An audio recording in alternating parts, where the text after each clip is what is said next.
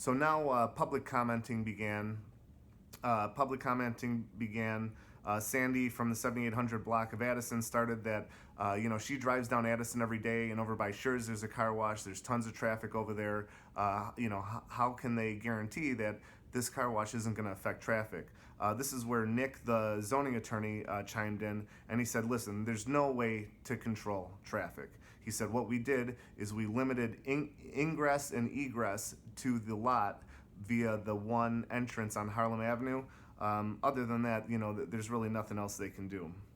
Tom on the 3600 block of Addison brought up safety concerns. He felt that since the place is only open from 8 in the morning till 8 p.m., who's going to be watching the property over the night? He feels that it could be a potential place for gangs and other people to congregate in the evening. Now, the lawyer, Nick, from the lawyer's office jumped in and said that, there's going to be cameras on the property. Well, then, Tom shot back. He said, hey, listen, everybody's got cameras on their porches. It's not stopping people from stealing the packages. He said, we're already light in the 16th district with police officers. Our police officers keep getting pulled to other districts. He goes, what are you guys going to do to ensure that this is not becoming a festering spot for crime in our area? Good points. Didn't really seem to have any other answers other than cameras. Terry from the 3400 block of Newcastle pointed out that all the new developments across the street, the Zatella apartments, are not even full yet. So they don't even know the extent of the traffic that the new 16-unit apartments of Zatella are adding to the area, let alone the additional traffic that the car wash is going to bring. Traffic was a big concern. Now, one resident did bring up something very, very crucial. Because of the traffic on Harlem Avenue, there is a fire department on Harlem, and so this resident was very concerned that already it's difficult for the first responders, the ambulance, and the fire trucks to get out of their firehouse on Harlem Avenue. They said, people just don't move out of the way for the fire trucks. They just stop, and the fire trucks can't get out. How bad is that going to be exacerbated by this car wash? Cindy, who lives across the street, said that, she has difficulty pulling out of her building onto Harlem as well as crossing the street. She feels like she takes her life in her hands every day, and she thinks that this car wash is only going to exacerbate the dangerous conditions for pedestrians and drivers alike. Harry from the 3600 block of Neva realized that the drawings show that the building is going to be right on the lot line. Nick from the lawyer's office confirmed that, hey, listen, commercial units can build right on the property line where residentials must have 3 feet. So, Harry felt that, he was getting screwed because he had 3 less feet in the alley, and now it's going to make the alley more difficult to traverse or possibly affect him when he's pulling out of his garage. This guy lives directly behind the development. Jim from the 3700 block of Nordica discussed how poorly the traffic patterns were considered when they developed the new high school over at Oak Park in Irving. He said traffic over there is horrible. He goes, instead of doing something to make sure traffic was alleviated, it's a gridlock over there. And he goes, you guys are proposing another gridlock over here, which once again, nobody had anything to say about that. He continued that there's 3 or 4 car washes in the area already. He said, what tax benefit would this car wash even be to the community? He said that we don't need the congestion. Nick Spizzato said, who's the alderman, said, I don't know what's going to happen. The traffic on Harlem has always been bad. It will always be bad. That's it. Jim retorted by saying, this car wash is going to cut off access to the current businesses, which Nick Spizzato said, I do not agree. Juan, who lives directly across the street, was very upset about this whole proposal. He said he lives across the street. He said, there's so many accidents between Waveland and Addison Street on Harlem. He goes, people right at Waveland are speeding towards Addison Street to try to catch the light. He said, this is causing a multitude of accidents. It's not safe for people to cross the street over there. And he directed his comment at Bob, and he said, hey, Bob, how is this going to be an asset to the community? He goes, I know that you're going to be making money from this, but what's it doing for us? It's causing more congestion, more traffic. Nick answered, I don't know what the benefit will be after that comment. Debbie, who lives across the street, proposed starting a committee to find alternative businesses to put in this site. Becky said, there's other ideas than just restaurants. She said senior living. She said adult daycare. She said, different things for the kids. Maybe like a shared restaurant space where multiple restaurants open up in there and it's kind of like a cafeteria style place. She said, maybe the community would benefit from a fresh set of eyes bringing proposals for development of businesses. Joe from Octavia, who seems to attend a lot of the alderman's meetings, was very surprised about the turnout at this meeting. He said, this is the largest crowd I've seen yet. But he didn't appreciate the fact that the ultimatum that the alderman kept bringing up, where either this car wash or a vacant lot. What do you want? A car wash or a vacant lot? Now, there were about 50 plus people in the room, and I'd say, other than the 5 people presenting, there were probably about 1 or 2 other people in the room who stood up and voiced support of this development, and they became unfavored by the rest of the people in the room. Later on, Juan, one of the residents who lives across the street, accused the alderman of having people, his friends, show up to the meeting in support, which, everybody knows everybody in this neighborhood.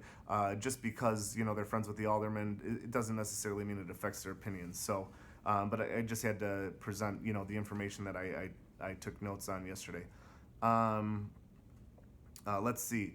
Then we had a gentleman who feels that the site needs to be better thought out. He said he's got his kids. There's nowhere for him to walk in the community. He said, if we're trying to attract young families and people to move to the area, we need to make the area more walkable, have things for children and families to participate in, and that's not a car wash. He said it's very difficult for him, his children, senior citizens, to be able to navigate Harlem and Waveland area over there. He said this car wash is only going to make things worse. Then someone else stood up and said, they felt that everyone's concerns were falling on deaf ears, that minds have already been made up. Mags, who lives across the street, she's in the 50-unit Zatella building right across the street. She questioned if parking on Harlem was going to be removed because of it, to make it easier for people to access the car wash. And the alderman said that he was considering having a permit, no parking 8 a.m. to 8 p.m. zone.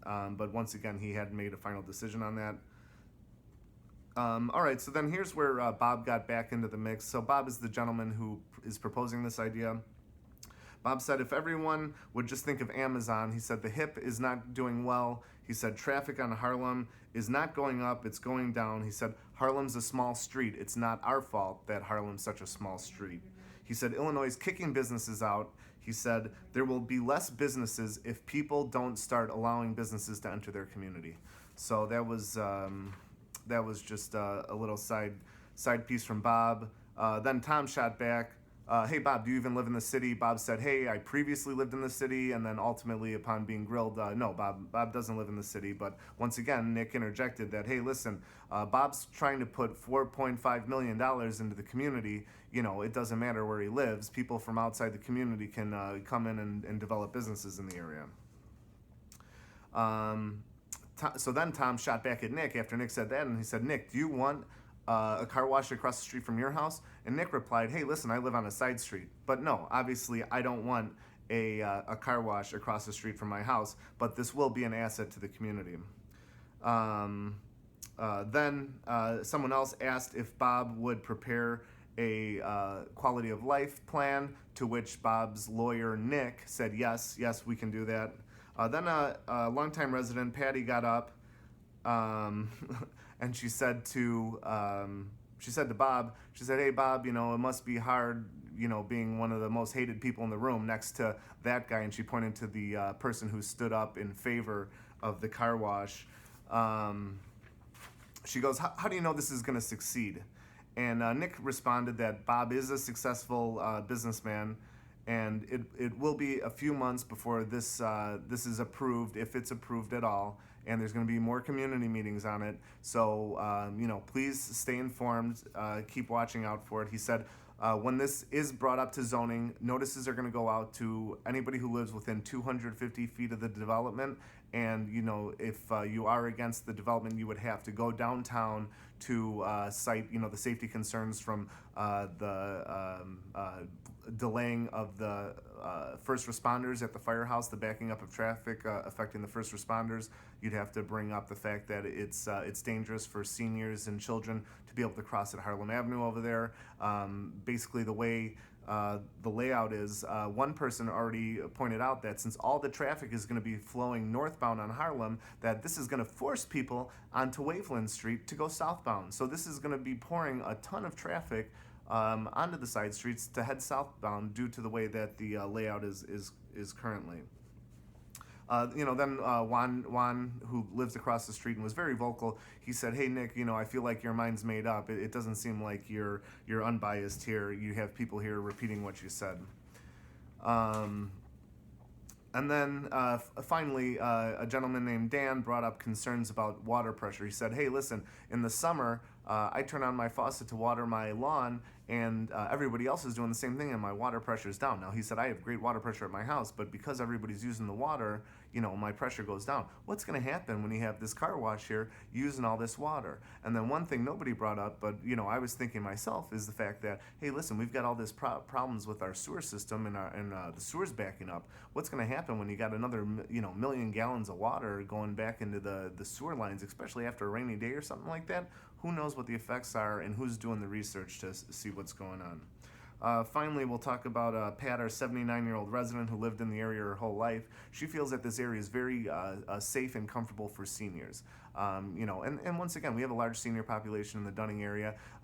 She loves the area, and she just feels like having a development like this is gonna, really impinge upon the ability of the seniors to move around the area, which, once again, who can tell what's actually going to happen. So the Alderman promised that there's going to be further meetings on this. He's going to keep everybody informed, everybody notified. Here at Dunning News, we're going to make sure everyone's informed and notified. Sorry we had to do this video. Sorry it's a little long. I started writing the article. We got to like 5 pages. I'm like, I'm just going to have to tell everybody. Nobody wants to read all this. So if you have any questions, feel free to shoot me a message at Dunning News. The designs for the plan are posted in the comments section. And let me know if you have anything. So thank you. Have a nice day.